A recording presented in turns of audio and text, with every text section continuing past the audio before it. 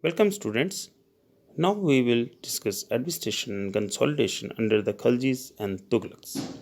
Khalji and Tughlaq kings, like their predecessors, appointed military commanders as governors of territories of varying sizes. These territories were called Iqta and their holders were called Iqtadar or Mukti. Muktis were responsible for leading their military campaigns and maintaining their Iqtas. Accountants were appointed by the state to check the amount of revenue collected by muktis. They were not allowed to collect revenue more than that prescribed by the state. The Khaljis and Tughlaq continued to use bandagan. Bandagan were the special slaves and they were used in political affairs. They were even appointed as generals and governors. One common major problem faced by Khaljis and Tughlaq was the attack of Mongols.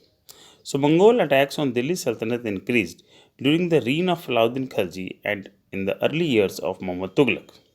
This forced the two rulers to mobilize a large standing army in Delhi. They paid soldiers in cash salaries. So that is why they increased taxes on peasantry because land revenue was the major source of income.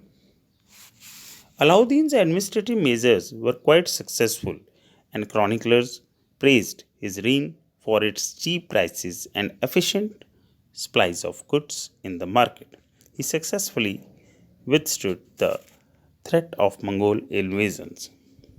Whereas Muhammad Tughlaq's administrative measures were a failure. His campaign into Kashmir was a disaster. He also shifted his capital from Delhi to Daulatabad in the south, which was again not liked by the people in the kingdom, and there was a famine and in the Ganga Yamuna belt, and he increased taxes. That was again resulted a failure. So the rising of taxes and famine in the Ganga Yamuna belt led to widespread rebellion. But commonly, or we can say on the whole, the Delhi Sultan had a complete control over the hinterland of their cities.